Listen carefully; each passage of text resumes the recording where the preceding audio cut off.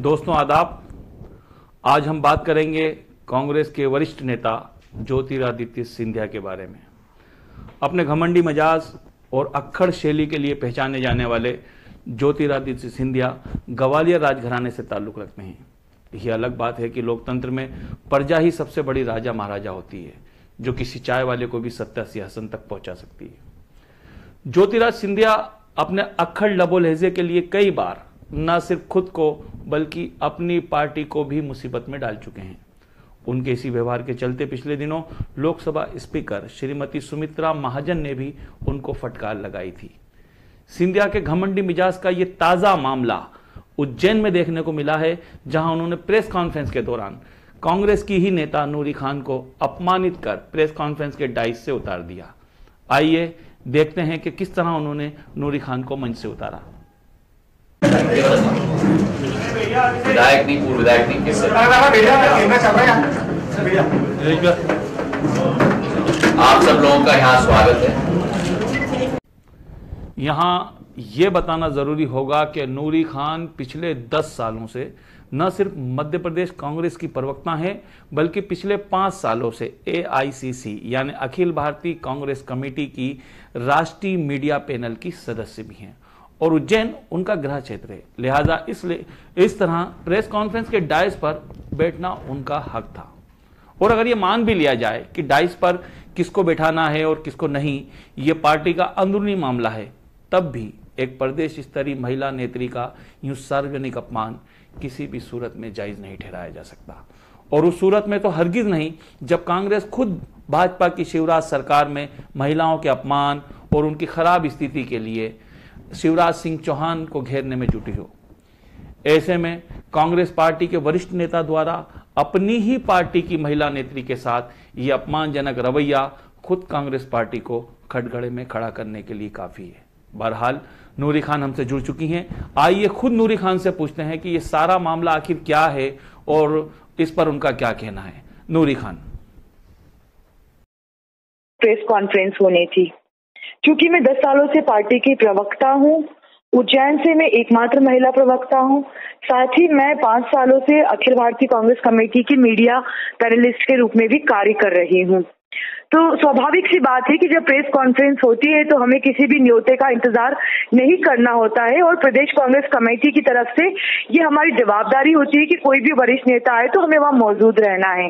उसी आज्ञा का पालन करते हुए जब मैं होटल शिप्रम की प्रेस कॉन्फ्रेंस में पहुंची तो मंच पर 4 कुर्सियां लगी हुई थी और जैसे मैं वहां जाकर खड़ी हुई तो इस कार्यक्रम के और चुनाव अभियान समिति के उज्जैन के जो हमारे प्रभारी हैं प्रभारी जी जो हैं दत्ती गांव, उन्होंने मुझे कहा कि आप नूरी जी आप चेयर ले लीजिए और बैठ जाइए।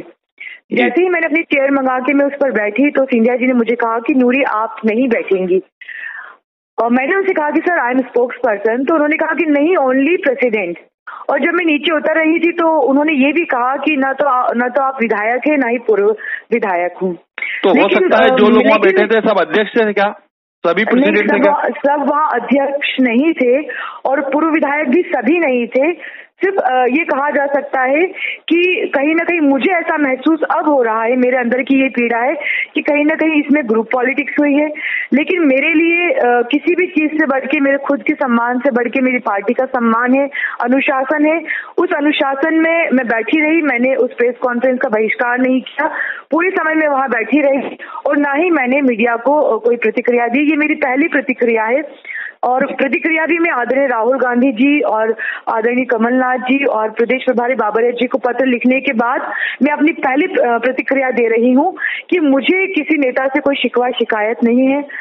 मेरे मान सम्मान की नहीं है, बल्कि जिन महिलाओं का मैं प्रतिनिधित्व करती हूँ, जिस समाज का मैं प्रतिनिधित्व करती हूँ, उसे बहुत ठेस पहुंची है।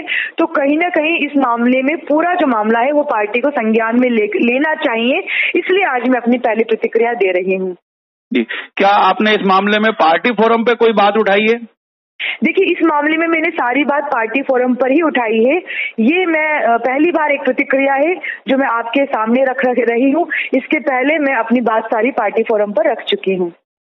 क्या अभी तक आपके इतना सब कुछ मामला वायरल हो रहा है ये 2-3 दिन से, तो आपके पास अभी सिंधिया जी के अलावा किसी पार्टी के लीडर ने आपसे बात करके कुछ मामले को पेचअप करने की या कोशिश की है, या आपको कुछ समझाने बुझाने का प्रयास? प्रदेश कांग्रेस कमेटी से चूंकि प्रवक्ता हूं, तो हमारी मीडिया प्रमुख आदरणीय शोभा जी से मेरी बात हुई थी और मैंने उनसे भी ये पूरी घटना बताई और साथ में मैंने ये भी कहा कि उस पेपर की कटिंग को लेकर जिस तरीके से हमारी विरोधी पार्टियां दुष्प्रचारित कर रही हैं, तो उन पार्टी ने जिस तरीके से इसको दुष्प्रचारित किया, उस पूरी चीजों की मैं निंदा करती हूं, क्योंकि महिला सम्मान के नाम पर उन पार्टियों को अपनी राजनीतिक रोटियां नहीं सेकना चाहिए।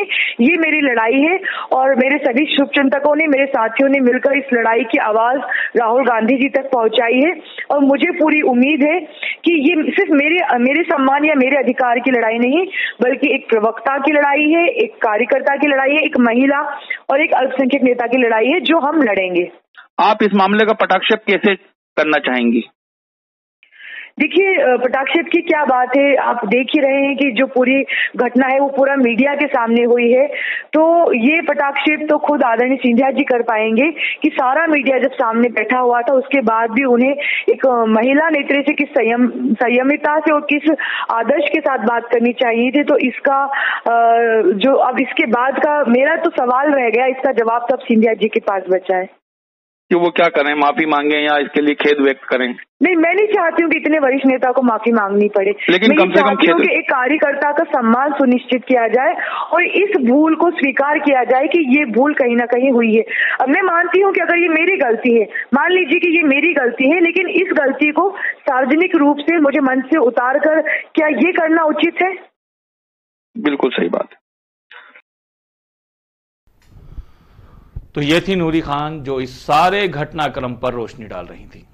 बहरहाल इस मामले की गंभीरता इसलिए और बढ़ जाती है कि जो नेता ये अपमानजनक व्यवहार कर रहा है वो खुद प्रदेश में कांग्रेस की सरकार बनने पर मुख्यमंत्री पद की दौड़ में शामिल है। लोग सोशल मीडिया पर सवाल उठा रहे हैं कि जो व्यक्ति खुद अपनी पार्टी की ही महिला पदाधिकारी को सम्मान नहीं दे सकता, उसके या उसकी पार्टी के राज में महिलाएं कितनी सुरक्षित या अपमान से अछूती रहेंगी, इसका अंदाजा आसानी से लगाया जा सकता है। लेकिन विडंबना देखिए कि इस मामले के तूल पकड़ने के बावजूद अभी तक सिंधिया खेमे से मामले को खत्म करने की कोई पहल नहीं की गई है, जबकि यह मामला न सिर्फ एक महिला से जुड़ा है बल्कि अल्पसंख्यक वर्ग से भी ताल्लुक रखता है। ऐसे में कहीं सिंधिया का यह घमंडी रवैया पार्टी के लिए आगामी चुनाव में मुसीबत न बन जाए, यह आला कमान को सोचना होगा। बहरहाल अब मुझे यानी परवेज इकबाल को दीजिए इजाजत और एक बार फिर हम हाजिर होंगे एक किसी नए मुद्दे के साथ। तब तक देखते रहिए BBM मीडिया।